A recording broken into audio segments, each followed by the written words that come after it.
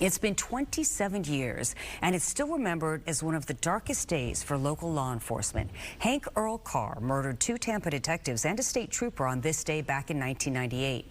That deadly rampage caused so much grief, but it also led to new laws and procedures to help protect officers. Fox 13's Lloyd Sowers is here in the studio with more on that. I remember that day, Lloyd. Sure do. Yeah, that was a bad day, Linda. That's right. One of the results of that was a state law that prohibits carrying a concealed handcuff key. And that is exactly what allowed Hank Earl Carr to kill those police officers. Carr was a career criminal. He was handcuffed, but he had that key hidden in his clothes. He unlocked the cuffs, got hold of one of the detectives' guns, and then used it to murder Tampa police detectives Ricky Childers and Randy Bell. He then carjacked a pickup and fled north on I-75. In Pasco County, he gunned down a young state trooper, James Crooks. Carr made it to a gas station in Hernando County, where he took a clerk hostage there.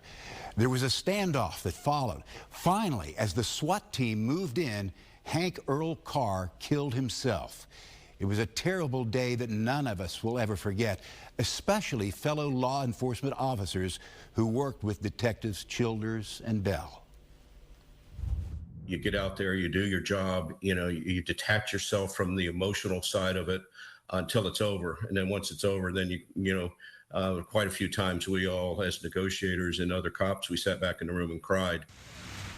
Carr's girlfriend, Bernice Bowen, went to prison. Carr shot her 4-year-old son, which started the whole thing. Prosecutors said Bowen knew about that handcuff key that Carr carried on him. And when Carr gave officers a fake name that day, Bowen didn't tell them who he really was, a dangerous convicted criminal. Going forward, the case also affected the way the media would cover hostage standoffs in terms of curtailing live coverage so as not to aid the hostage taker.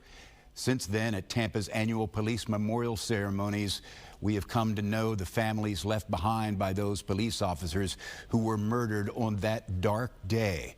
Hard to believe it's been 27 years. In a way, it seems like yesterday, but it makes us appreciate that every time they go to work, police officers put their lives on the line. And on that day, those 3 officers met up with a monster named Hank Earl Carr 27 years ago today. Linda? Unforgettable day, as you said, was. Lloyd. Thank you. You're welcome.